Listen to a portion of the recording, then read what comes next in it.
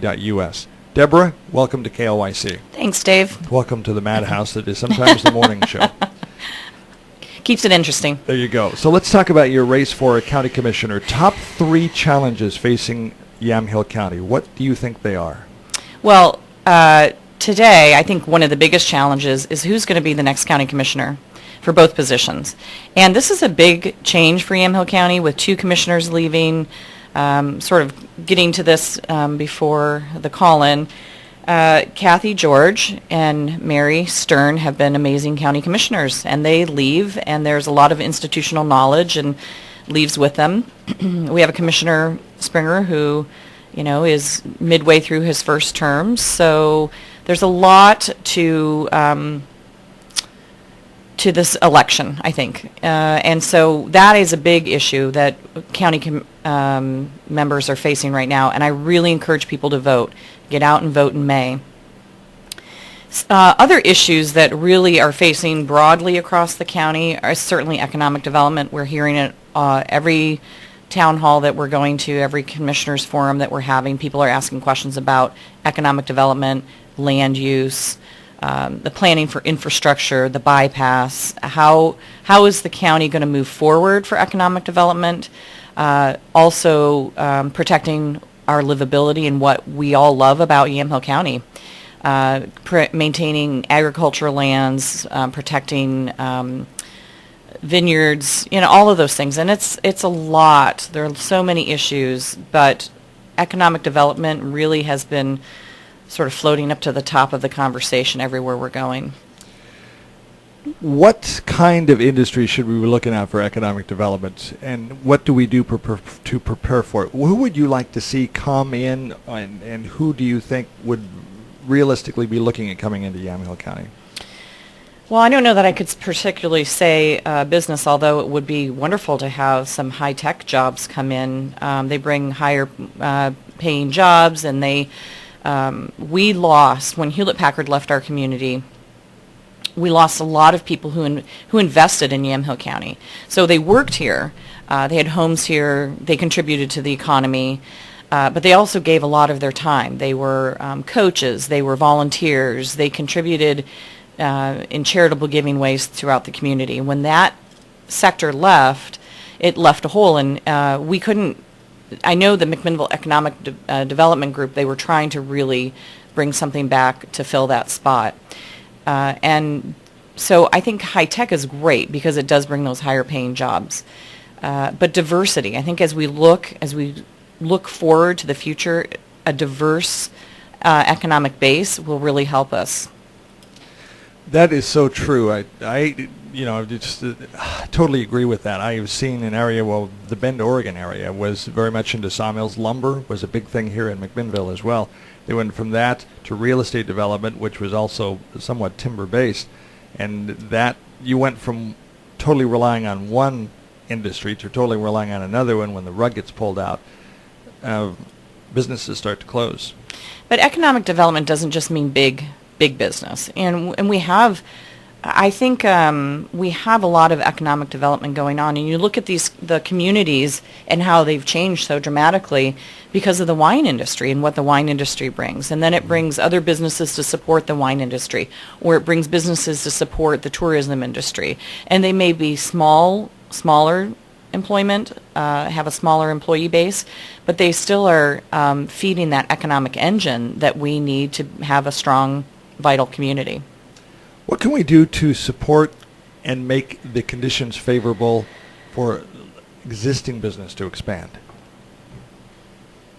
I know some of that is out of your control, but what can we do, if anything? Well, I think, I use the word infrastructure. How are we getting people in and out of Yamhill County? The bypass certainly is going to be helpful to that, getting people in and out, getting goods in and out.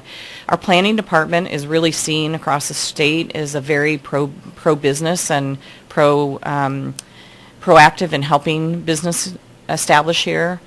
And policies, I'm a big policy person. I love policy. I like getting into it and digesting it. And bad policy needs to be gotten rid of. If we have a bad policy, we need to figure out how to make it better. And technology, I know that technology will be an interesting need for those businesses. So do we have, the lines to be able to have Wi-Fi, and all of those things are really important.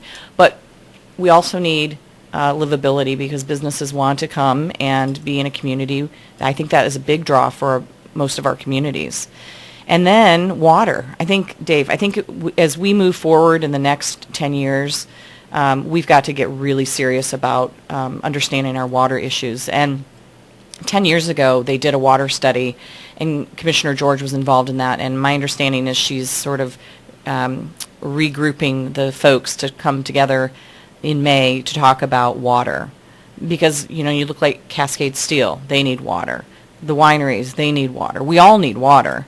And how are we going to balance all that need? The farms, the 2,500 farms that we have in Yamhill County, they're all going to need water. And I think we need to start really focusing that as part of that infrastructure to support business. It's amazing the types of businesses, everything needs water, even businesses you wouldn't expect. Yeah. One of the things that high tech, talk about the server farms like Google and Facebook and so on and so forth. They look for land. What they were looking for in the Prineville area was cool nights so that they could vent to the outside and not, and save power. Power is huge for server farms. And also, they're interested in water for cooling. You wouldn't think that. Yeah, so, I think candidly when I came and spoke with you, I don't remember when that was. Was that in November? I don't think water was on my list, but it quickly became part of my list. In going door to door in Newburgh, it was interesting. I don't know why this happened, but the first 3 doors that I knocked on, and my question is, what are your concerns? Water. And it was interesting that it was somebody who lived in the city who felt that. They might have had a family member who had a farm, or one woman was talking about a friend of hers who had a well problem. And if you can't get water out of your well, you can't live in your home. So I think those are big issues. Talking about economic development, Willamina Wednesday, every Wednesday we're in the Willamina-Sheridan area. Wallace Bridge was a proposed equestrian venue that, if it is built, which is very doubtful, quite frankly, right now, that people would come from all over the country, actually all over the world. There was a lot of interest, apparently, from France in bringing horses over and jumping them and competing with them and so on and so forth. There's an issue with the Natural Resource Conservation Service and a land easement swap that's stopping this project, and quite frankly could stop it for good. One of the things we like about getting out in the communities with the radio station is to find out what's going on. There are some people that are very upset in the Willamina-Sheridan area over this decision by NRCS, to the point where you might see some pickets showing up at the NRCS office, because, and we've talked to NRCS, we've probably talked to them for about an hour and a half, total conversation. And one of the things that came up in the conversation was very interesting to me. I said, well, why can't we take a big look at the picture in this and realize that if there's a land swap, and if the wetland reserve program, even if it's just a swap, a land of similar value for a land of similar value, and we put people to work, why can't we do this? And their response to me was very interesting. We're not here to create jobs. Right. We are here to just do conservation. I said, well, why can't we take a look at the big picture? Well, we can't do that. That's not our job. And it's like, wow. In this day and age? Well, I was wondering, when you and I spoke about this not so long ago, Sure. I was thinking about NRCS. NCRCS. I'm glad I'm not the only one that and does how, that. I know, the alphabet soup. How singularly focused they are. And you're right that they probably don't feel that their responsibility is job creation. It sort of falls under that it's not my job, which is a frustrating mantra that you hear, and I think gives government a really bad image. How do you problem solve around bad policy? Now, I'm not saying that NRCS has bad policy, but certainly it sounds like that there are options that people are trying to bring to the table to make this project work, and where do you negotiate that? And maybe the land that is being proposed for the swap doesn't meet their standards. But it sounds to me like they're just digging in their heels and saying a no, which sometimes you get that with insurance claims. Yeah. You know, their first line of defense is no. And then if you peel it, then you get a no, and then you keep pushing it. But it sounds like they're not really having a lot of luck with or progress with any appeals process. And I think that's a difficult spot for government to be in. And when they come to people like county commissioners and they've talked to local economic development folks, because I was there in the room when they had the conversation, and the local response was, we can't do anything about that. You know, that's federal policy. That's a tough position to be in. While yes, I do say that, you know, we wouldn't be controlling that, I do think that we have those relationships, and it is possible that the commissioners could be taking a more proactive role about problem solving with our state and federal partners. Now, I clearly have not been part of this process. I know just a little bit. I've seen Mr. Milligan at a town hall meeting. He's clearly very invested in this venture. And whether or not that's the right venture for West Valley, I don't know. But I think when you're just sitting there as a community member who's been seeing their town over the last 10, 20 years really face some really significant challenges, that has to be very frustrating. That they see that there's a potential there and that there's a roadblock that is just immovable. I don't disagree that that's a frustrating spot for them. And the community needs jobs. That's just... Yeah, they're plain and simple. Losing their bank. There's another significant business in the Willamine and Sheridan area that's thinking of going out. We can't mention who that is, but they're concerned about the future. So let's talk about the future. Let's go into another couple of topics we'd like to talk about, and that is the medical marijuana dispensaries. Okay. And Second Amendment or gun rights. That's Okay. That's a question that a lot of people are wanting to know what the candidates' positions are, because these issues are coming up. Medical marijuana dispensaries. That clock isn't exactly right. Okay, good. I don't want to run over on the other candidate. Well, I don't mind, actually. Okay. Medical marijuana dispensaries. Well, I think the decisions by most of the communities to implement the moratorium is a good one. I attended the meeting where Sheriff Crabtree was talking about all of the challenges to the law. And it's really hard to start out a process with flawed law. And I think both sides recognize that there's some challenges to that law. And had the legislature been willing to relook at it in the short session, I think we would have made some progress. Because certainly the dialogue seems to be open between both sides. And the state has made a policy that medical marijuana is available in Oregon, and I don't disagree that some people need it. And people need safe access to it and access to quality. It does confuse me a little bit because I'm always thinking about medicine being prescribed by a doctor and then it's done through a pharmacy, and I think folks overwhelmingly would feel more secure about that. But that's not how the direction we're going. The moratorium will give us a little bit time to look at the policies and how they might change in this next session. But I think we're going to be looking at full-out legalization ballot measures in November, which will change the landscape a little bit. All three of the sheriff's candidates are saying that. Yeah, they're smart. That we're going to be looking at legalization. Yeah. Yeah, I do. And they're concerned. And I think it's too easy to get a medical marijuana card in Oregon, but I don't have any illness that would require it. So I'm not absolutely not judging anybody for needing it. And if it's what is beneficial for them, that's great. I am concerned about the medibles, and I recognize that people need to ingest that differently.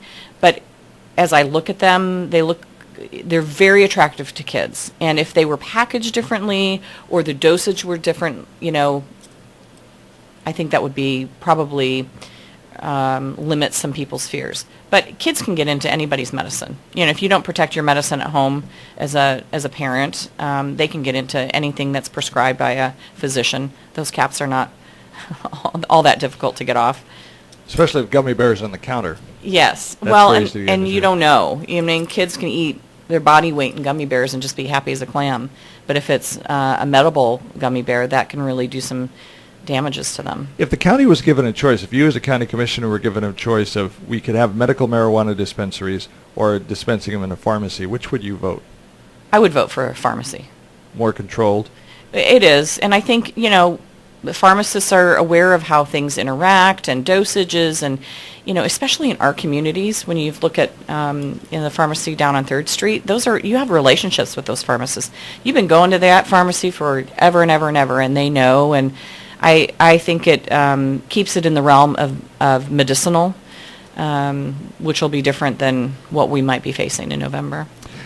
Second Amendment, gun rights. People are concerned that the administration's policies are going to come to the point where they're concerned that the federal government's going to try to take away their firearms. All 3 of the sheriff's candidates have said that they would not be a party or help federal agents if it was still in the Constitution, that the Second Amendment was still in there, right to keep and bear arms, that they would not help disarm the citizenry. What's your position on gun rights, Second Amendment, and that particular question? If the sheriffs took a position saying we're not going to help, the federal agents take away your guns because it's still in the Constitution. Well, I think that's a challenging position to take because we have to take an oath to say that we're going to uphold all state and federal laws. Okay, and this Second Amendment conversation is very interesting to me. I was born and raised in Detroit, Michigan. At one time, that was the murder capital of the world. I had mafia that lived across the street from us. I don't ever recall conversations about gun rights until I moved to Oregon. And so it's a little bit newer to me. I've only been here 20 years. And it's driven by fear on both sides.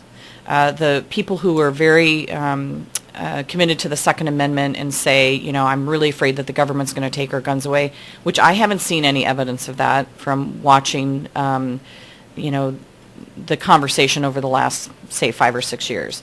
And then you have the other side, folks who are afraid for their safety, that they're worried about all these mass shootings and the perception of all these mass shootings. And it's really difficult to help both sides sort of alleviate their fears. I don't for a minute think that we're going to be facing the situation where I heard at one of the candidates' forums where the government's going to be coming and knocking on your doors and saying, you know, Dave Adams, we want all your guns. I know that you have these 10 weapons and we want all your bullets. That's just not even, I can't even fathom that. And as county commissioners, we have very little role to play in that anyway. But I want to be clear, I'm not anti-Second Amendment. The Second Amendment is important. It's really important to other people. And the job that I currently have, I work with crime victims. Mm-hmm. And it might be easy to assume that I'm anti-gun, but I'm not. I'm not at all. And I have a huge respect for our law enforcement community. They're all really pro-gun people. I have friends that are big gun people. And gun deaths in Yamhill County are related to suicides. We respond more to gun deaths in Yamhill County that are suicide-driven than we are dealing with homicides. Some accidents do occur. And there are unfortunately a couple tragic accidents that will happen in a course of a couple of years. But this is a community that's really sort of been raised around guns, so gun safety is not necessarily the problem. I think people are really responsible about that, and I think that's great. And then I was a responder at Clackamas Town Center shooting. And there were people with concealed weapons in the mall. They didn't stop that shooter. So it's just been an interesting conversation to be hearing. I am absolutely not concerned that the county commissioners are suddenly going to take a position to eliminate weapons, starting to ask you to catalog your bullets. I just don't see that happening. But it's a very hot topic, and recognize that. Yeah, we've gotten a number of queries from the public saying we want to know where the candidates are when you ask them questions.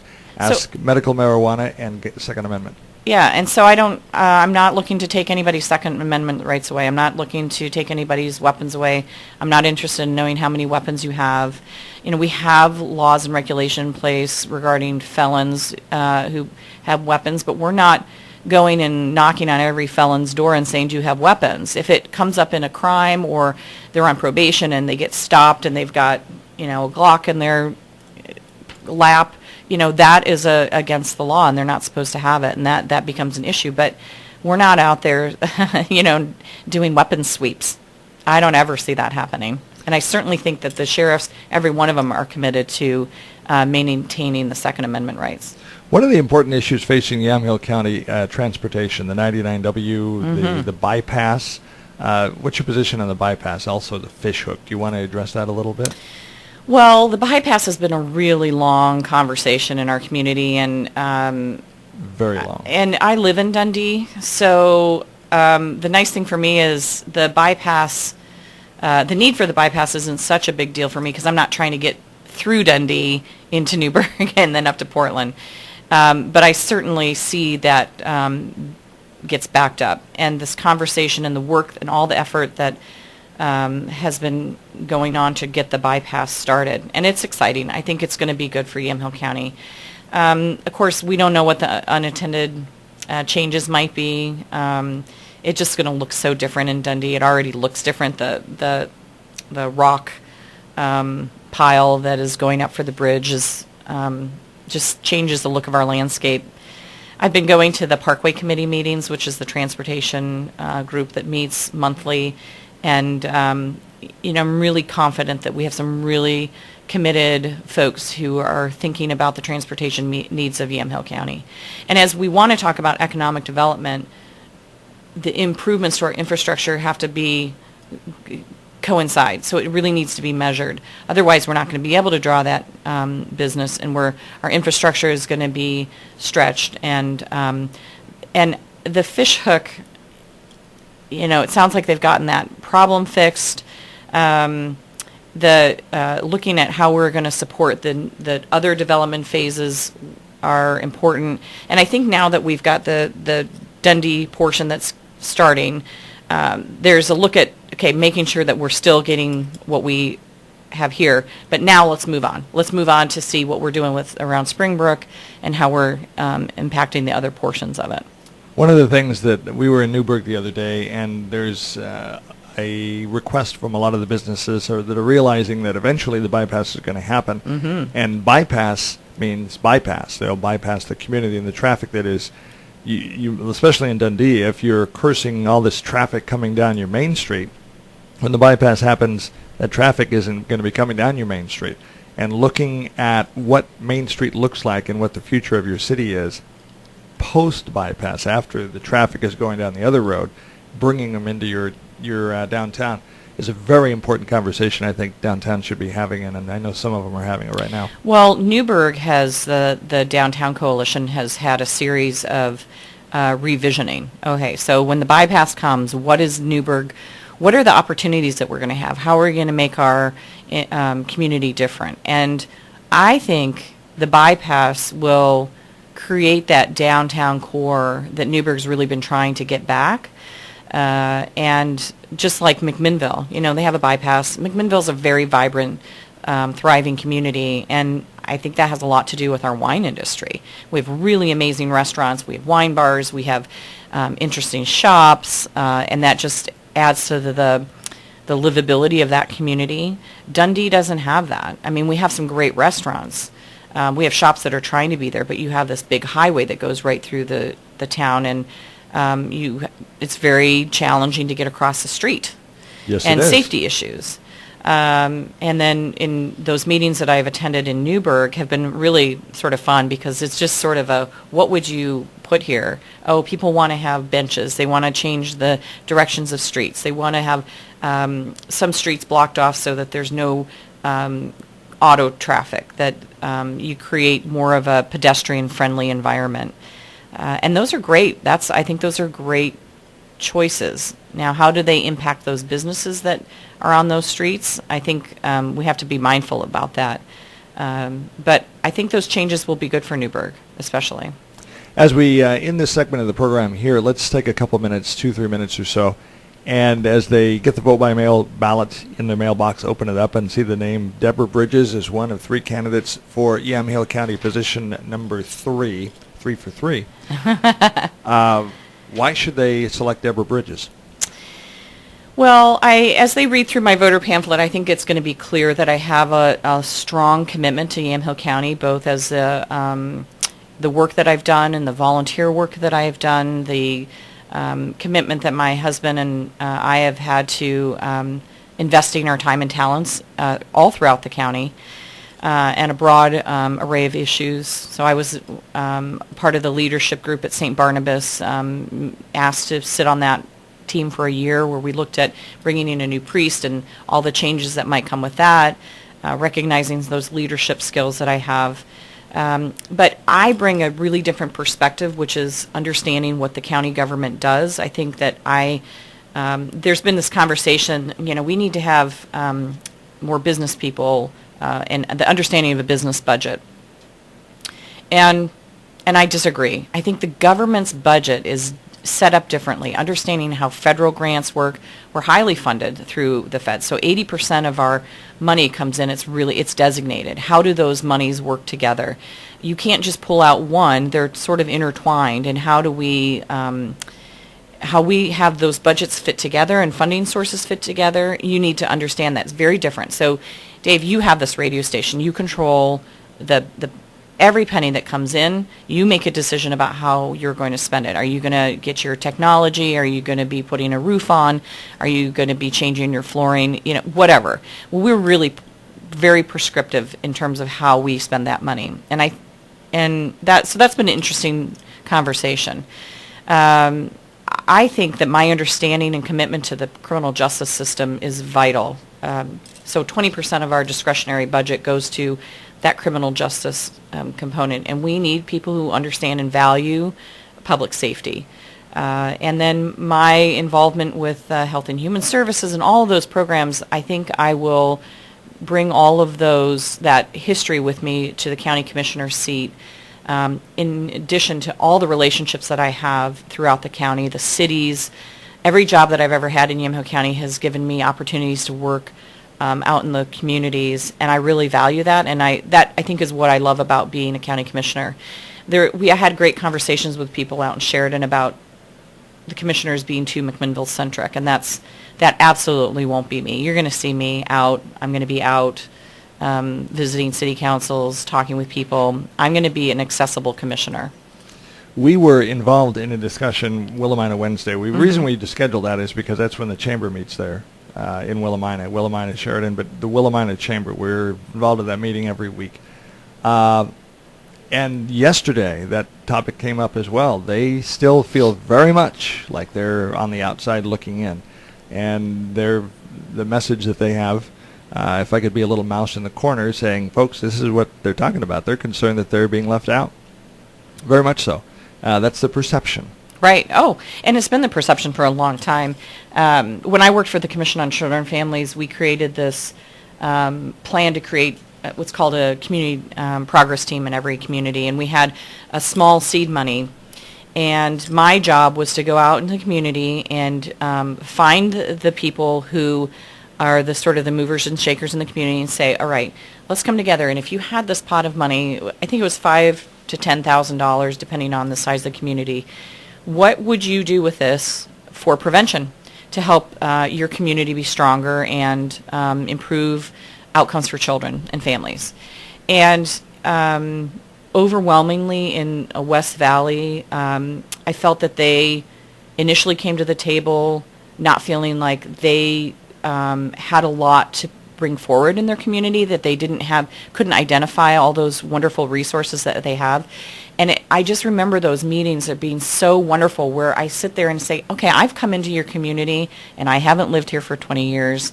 I see all of these amazing resources that you have, and because they've been so beaten down basically over the years with their community sort of deteriorating, it was hard to see those vital assets. And a lot of them were really human resources. So this person, has a field and is willing to have their baseball team play there, and just all those things. And so when we were cataloging all the resources that those community members have, you just see their optimism, their hope, and it just builds them back up. Those are great communities. I love, every chance I can, I love to go out to Willamina to the Kiwanis Club, and Preston and Twyla Hill are supporters of mine, and I think that I get a lot when I go out into those communities. And Sheridan is the same way. I have some wonderful connections out in those communities, and people are doing wonderful things. They just don't always get noticed. The neighbor helping neighbor in those small communities is fun to watch. It's encouraging. You see Americana like it used to be, where, hey, Bill, you need help putting up your fence, I'll come help you put up your fence, and I'll stop what I'm doing and help you. In the smaller communities in Yamhill County, that happens a lot. We see it as we drive around, and it's fun to be a part of a county that kind of culture is in place. Well, when we were creating those community progress teams, it might not surprise you that McMinnville and Newburgh were the more challenging communities to work in, because they had so many resources and they had so many people who were working in that prevention area. So it was more difficult for them to come to consensus about how would we spend this relatively small pot of money. But what we did and created out in those communities are still happening today. The Links program, that night court that happens out in Sheridan, community progress teams out in Yamhill and Carlton do so many great things. Dayton's still going. And it's exciting to me, 10 years down the road to see these groups are still moving. But it was just a little bit of asset building that we went out and did in those communities. And I'm excited to be able to do that as a county commissioner. Sure, we need to bring this segment to a close. Do you have a website or Facebook page? I do have a website, debrabridges.com. I do also have Facebook, and you can see a lot of the activities that I'm doing. I'm posting daily to Facebook. Of course, my website has an opportunity if people have questions and they want to email me. I'm happy to chat with people. I love to sit down and have coffee, so if anybody wants to meet and have coffee, happy to do that. I'm very interested in what are the concerns of the community. Okay, thank you for being with us again on the morning show. Well, thank you for having me, and I hope people vote for me on May 20th, or vote before May 20th. Vote this weekend when you get your ballot. There you go. Ballots are coming out very, very soon to a mailbox near you.